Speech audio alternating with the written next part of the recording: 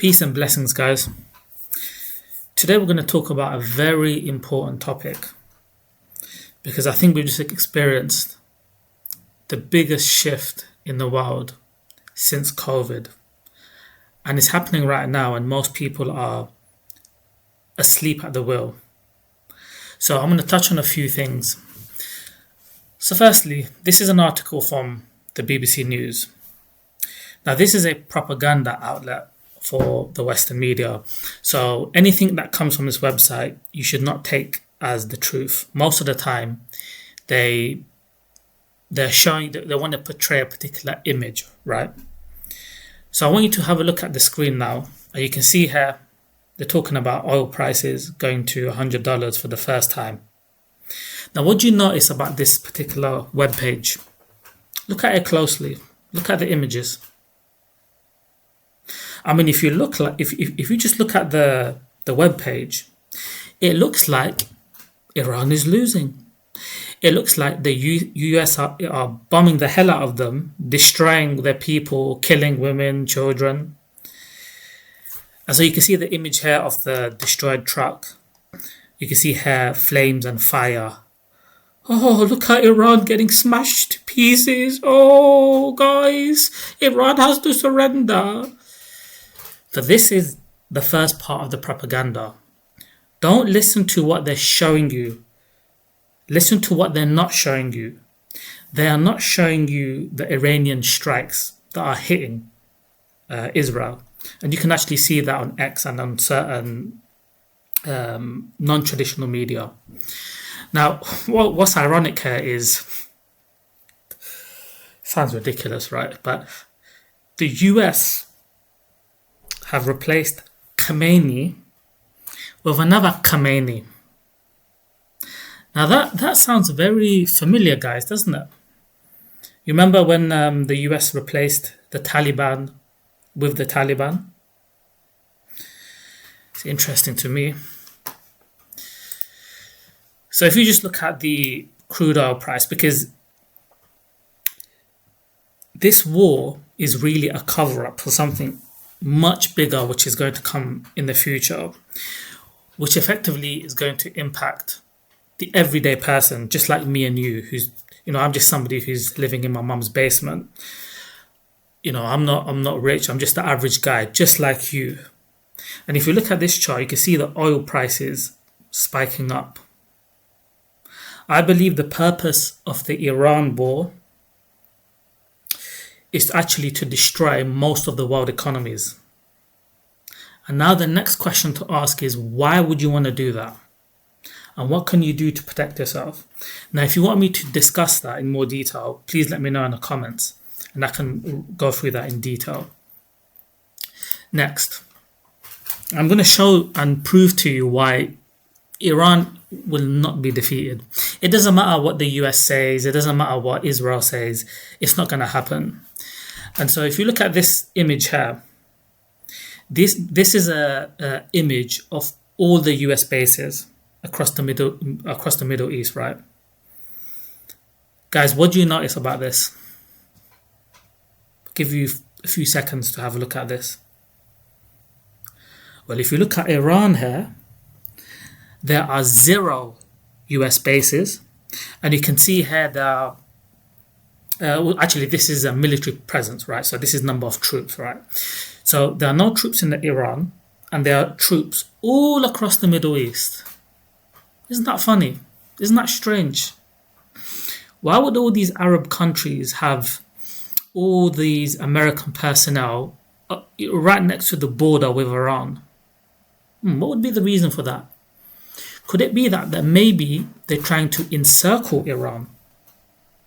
I don't know, it just sounds a bit strange. It's also a bit strange, guys, that the only country attacking Israel in the entire Middle East is Iran. And that's the only country that has no military bases in Iran or military personnel. So who do you think is the good guy and who do you think is the bad guy? It's interesting, isn't it? I'll leave that there for you guys to think about. Now, sorry, let me just go back to this image here. Now, I'm going to make another point, right? The reason why Iran won't be defeated, and the reason why these Middle Eastern countries, especially these Gulf countries, are literally on the verge of collapse, is because they cannot defend themselves. Okay? That is the purpose of all these bases here. They're there to protect the Arab population because they can't protect themselves because they're completely incompetent. Whereas Iran, which it might be a sanctioned country, it might be a poor country, they can defend themselves. They don't need external support. Next. So I previously showed you oil prices going to $100. Now, if you're somebody that is in the financial market, let me put it to you this way. Oil prices are going to continue to go up. This is not like the 12-day war that we experienced last year. This is very different because this is changing the entire region, right? And you can see here, Iran is over here. You've got the Strait of Hormuz, which is where 20% of oil moves out of into the global stage. And then and that's that red line showing the trade route, right? And the choke point here is the Strait of Hormuz. And then you've got Bab el-Mandab in Yemen. Now again, I want you to really pay attention to this image here, because what do you notice? You have Iran that controls the Strait of Hormuz, and they've already closed it. Now they haven't officially closed it. They've only closed it for the West. The Chinese and the Russian ships, they're free to go through that particular strait. And you also have the Yemen here, right? This is where the Houthis, the good old Houthis, which is the only other nation which is attacking Israel, and they can also close the Strait of Bab el-Mandab. Now, in a nutshell, what I'm trying to say here is, obviously, Iran cannot defeat Israel or the US militarily. It's literally impossible, yeah? The US can literally bomb Iran to the Stone Ages, right? But as we've seen from Afghanistan, you dropping a few big bombs here and there and killing a few children, that's not going to give you a victory. That's not going to give you a regime change. And that's not going to change the ideology. In fact, if any of you know anything about Shia Islam, you should know that those people, they love to fight. I mean, the Sunni leaders in the Arab world, they love to play PlayStation. They love to sit in their big palaces. Their religion is money. Whereas the people unfortunately, it's the case that the entire Middle East has been subjugated, other than Iran, which is the only free nation. So what do you think they're going to do? You think they're just going to sit back and let them kill their women and children? Of course not. They've already blocked this source of oil here. And the Shia militia in Yemen can also do the same here. So even if you try to bypass this Strait of Hormuz, they can block this region here. So the next question is, how long can they do this? Well, let me ask you another important question. How many bombs do you think Israel and the US have? Because you know those little cheap drones that Iran are firing that are like little pew pew pew guns? They only cost about $50,000. Let me ask you this question for all the economists in the back of the room. How much do you think it costs to create those powerful US bombs, those precision military weaponry? It costs millions. So the economics don't work. So all Iran has to do is just to survive. It doesn't have to win the war. If it survives, it wins, just like the Taliban. Now, this image is very important because it shows you the population of the Middle East. The largest populations, there's three of them, right? The largest is Egypt, here. Then you've got Turkey, which I'll come on to later. And then you've got Iran, 90 million. The rest of all the Gulf nations combined, excluding obviously Saudi, doesn't even reach more than 30 million. And so the other reason why the West won't defeat Iran is because Iran is not Afghanistan. Iran is not Syria. Iran is not Iraq. This is a very powerful population. And this population has been sanctioned for God knows how many years, right? And if you look at the amount of scientists, engineers that they produced, it's absolutely shocking. They have their own financial system because they've been banned from the SWIFT system. So you have this population of 90 million sitting there.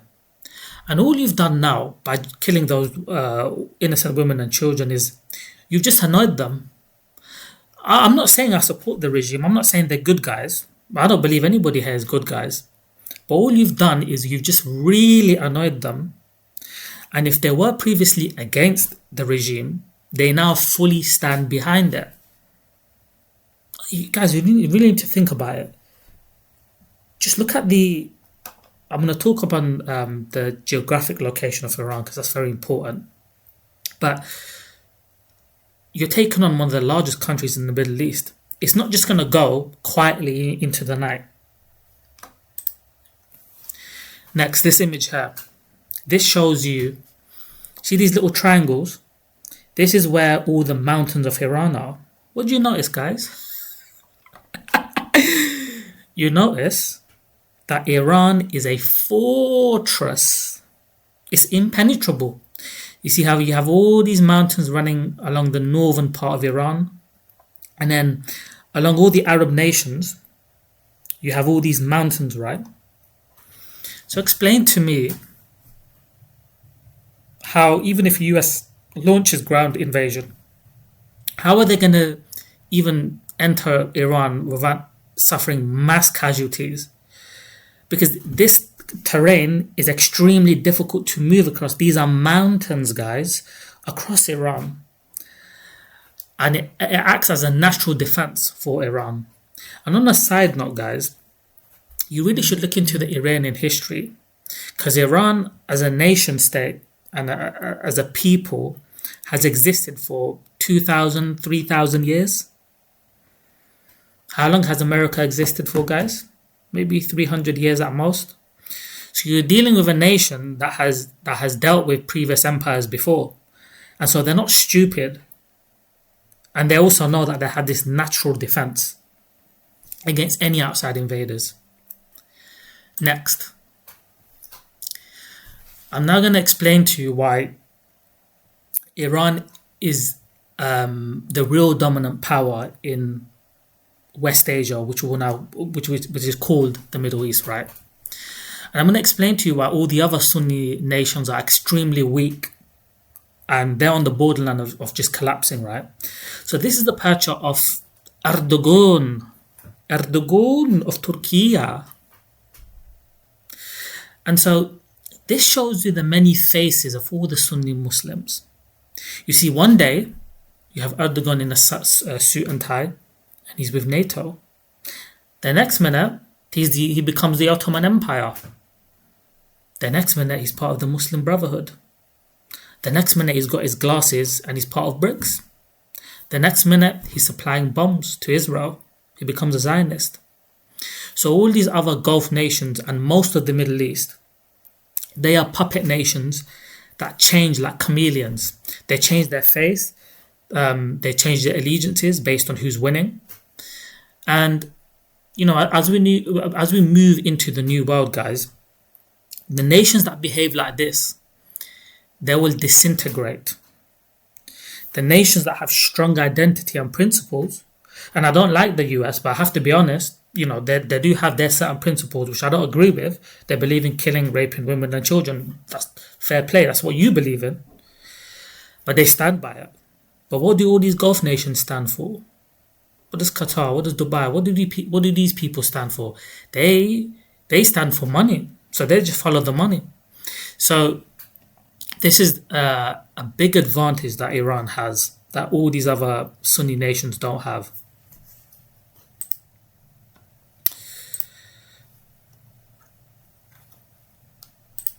Right, I'm going to finish off this video with this individual here.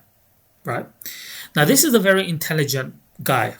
Right, he's a Middle Eastern commentator. Right, now this video is very long. It's on YouTube. It's about 37 minutes where he talks about Iran. Right, and I'm going to just summarize his viewpoint. Right, because he's a very intelligent guy, but he doesn't like Iran. Right, he loves the Gulf nations. The Gulf nations that have done nothing while literally women and children are dying outside your doorstep in Palestine. And I want you to just pay attention. So obviously watch the video if you want. To be honest, it's a long video, right? I've watched it, but if you have the time and patience, you can watch it. I want you to just go down to the comments because, the comments is very interesting. So one person says, Middle East can't allow another 100 years of killing and starvation, torture in the occupied Palestine. Yeah, I agree with that. Let's scroll down. What else do we have? Pray for the people of Iran and region, who are the people getting hurt in this so-called war. Amen to that, brother. This is an interesting one. Militant groups and Zionists are the same thing. That should also include American Zionist bases in the region, which these Gulf states have allowed.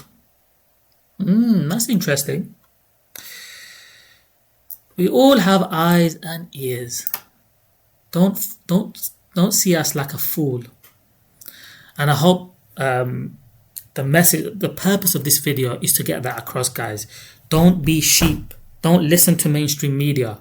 Don't listen to mainstream Middle Eastern commentators. I mean, listen to them so you understand the propaganda, so that you know how to deal with it. And look, you have this individual here saying, much respect to Brother Shahid, who's the owner of this channel here. But I have to disagree with this analysis on Iran's retaliation to the Zionist and Epstein regime. So guys, I'm going to end it there. To summarize, this is a battle between Iran and the Epstein gang. So I don't know whose side you're on, but I sure as hell know what side I'm on. That's it for the video. Peace and blessings, guys.